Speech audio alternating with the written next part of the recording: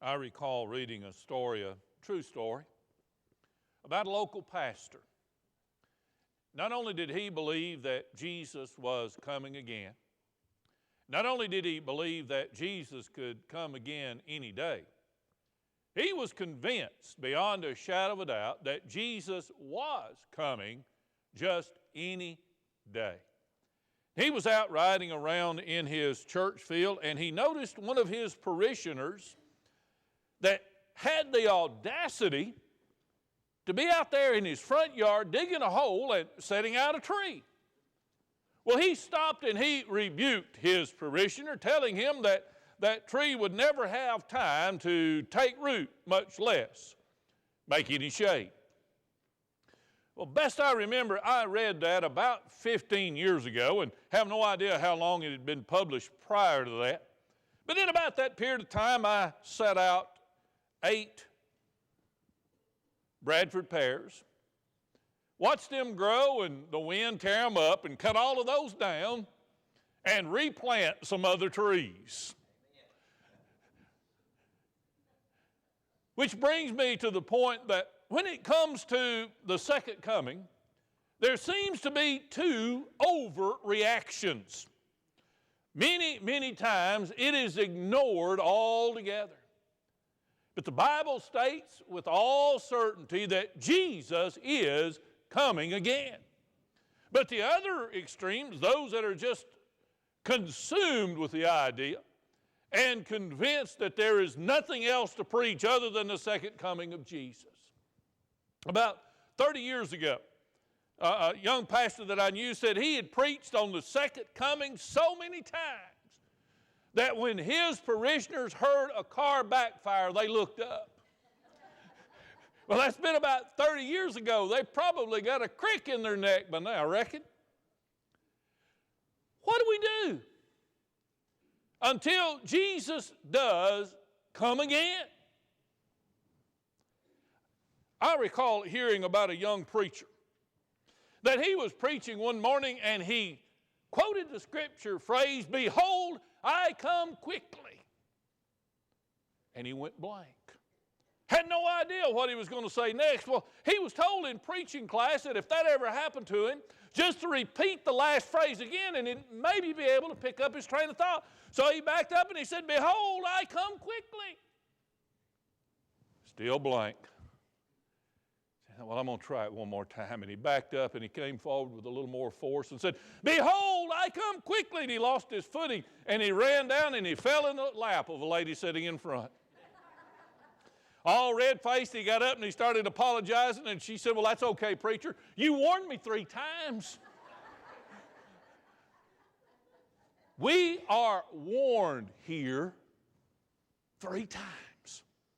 Not counting the admonition to the gatekeeper. But there's an admonishment to the readers of this passage 3 times. Be on the alert. What are we to do until Jesus comes? We're to be on the alert. When he tells us something 3 times, remember, it's not just to take up space, right? It's to get our attention. How are we really to be on the alert?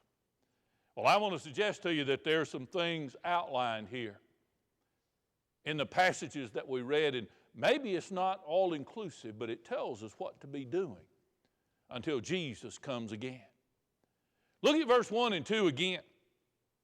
I call this the tumbling temple. They're there in the temple complex. One of the disciples looks around and he says, "Jesus, teacher, just look. Look at these marvelous buildings." And it's plural because it was a complex. Look at these stones. Do you know that many of those stones were huge? They were quarried somewhere else, brought in, put together, and were watertight. That's quite an accomplishment, isn't it? But Jesus warned him not one stone will be left unturned. Now, to really grasp this, I want you to understand something about the physical development of the temple. Much of it you know. Solomon is responsible for building the temple initially. And it was quite a sight to behold. But it didn't take too long until the children of Israel began to turn their back on God, so they were carried off to Babylon. And the temple was left in ruins. We have this little book called the Book of Nehemiah. Have you ever read it? They're given permission to return back to Jerusalem, and they start rebuilding the temple. And that is pretty well where the Bible leaves us off for a while. But there's a period in between the New Testament where a number of things happen regarding that temple. You may recall an individual by the name of Alexander the Great. He conquered the known world at that time, including the area around Jerusalem. And he wasn't very hospitable to the Jews. But then another group arose, the Seleucids, and they effectively outlawed Judaism. He hated the Jewish religion to the point that he had an altar to Zeus built, and then he had the audacity to sacrifice a pig in the temple. John Maccabee and his family, a Jewish family, led a revolt, and they kicked him out and cleansed the temple. And then we come to the New Testament, and it is usually called whose temple? Herod's temple. Herod was a builder. He loved to put things up. Maybe he was trying to perpetuate his own name. I don't know. But he built 3 different palaces. He built one at Masada, at Caesarea, and at Tiberias. He was known as the great builder. He also started extensive renovations and renewal of the temple. One historian wrote this. Now listen to this. I know history's kind of boring, but Herod's temple was one of the largest construction projects of the first century. You hear that? By Jesus' time, the construction on the temple had been going on for 46 years. It was a sight to behold. If you came into Jerusalem through the eastern gate, the first thing that you encountered was the temple complex. But how about the theological development? You know, things have a tendency, even good things, to degenerate when they're run through the mind of fallen man. And at first, the temple was viewed as a marvelous place to meet with God and to worship God. But then they began to take the phrase, the house of God, a little more literal. And they thought that God was housed up in that building. Now, dear friends, if we're not careful, we're going to start thinking that God is somehow restricted to a building. I heard some of our teachers discussing a few weeks ago how they were trying to teach the children on Wednesday night that this isn't the church. You are the church. And they would go over that and explain it wonderfully well, and the kids would still come back to this being the church. You know, we have a tendency to think that way. Now, we have to have a physical address to make it legal, but the church is not 32 Prospect Road. And if you go back there in the library and you drag out some of those really old minutes, go back to 1848, this is not called the church. It's the meeting house. What are we to do till Jesus comes? We're to take heed and not let anything, even good things, take the place of God. I was looking at the new construction of a friend of mine's church. He was with his father years ago. And they had completed the upstairs, the ground level. But prior to that, they had been meeting in just the basement. You know, you can do that. You can dig out the basement, and they sealed it. And they met down there for a number of years before they got the money to put the building up on top. And we were down in there, and it was dark looking, and it was damp, and the ceilings were too low for somebody my height, you know, just kind of get claustrophobic. But he said with a nostalgia in his voice, we had some really good times down here. You see, you can begin to think that you have to be in here to meet with God. God is not restricted to a building. He's not restricted to a denomination.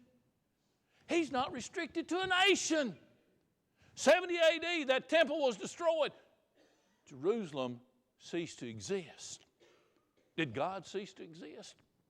Did God cease to work? You know, if Jesus tarries, I'm afraid that in a few years, there's just not going to be a United States anymore. I hope that's not the case, but I'm afraid it's going to be the case. But that won't shorten the arm of God. He will continue to go on.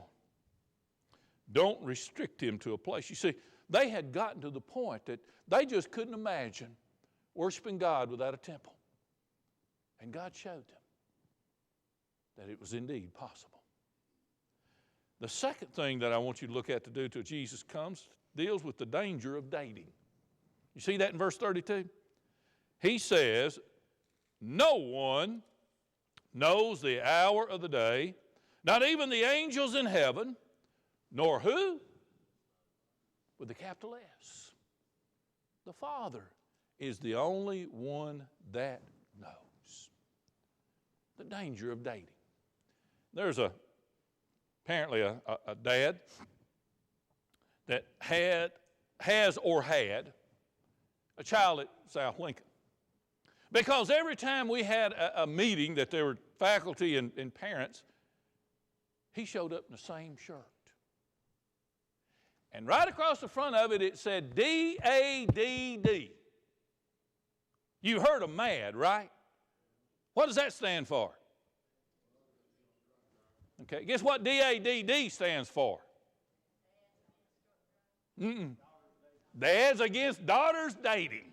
I mean, he wore that thing and he said, boys, stay away. Yeah. Well, that's not exactly what I'm talking about here, a different kind of dating. Trying to date when Jesus is coming again. Think about the folly of it. Jesus said, I don't know, the angels don't know, only the Father knows. I read a number of commentaries on this passage and was disappointed with about every one of them. They'd get the part of it right.